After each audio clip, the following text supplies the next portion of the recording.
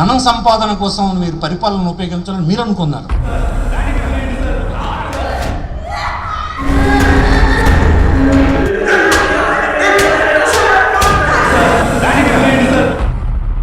జగన్మోహన్ రెడ్డి ఏమనుకున్నాడంటే జనం తాలూగా జీవనాన్ని మార్చాలి,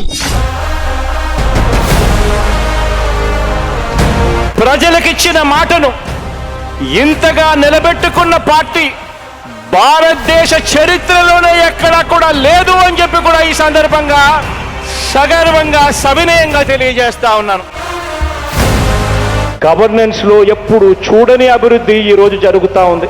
ఎక్కడా కూడా లంచాలు లేకుండా, వివక్ష లేకుండా దేశానికే రోల్ మోడల్ గా ఈ రోజు ఆంధ్ర రాష్ట్రంలో పాలన జరుగుతూ ఉందనంటే ఇది అభివృద్ధి కాదా నేను అడుగుతా ఉన్నాను.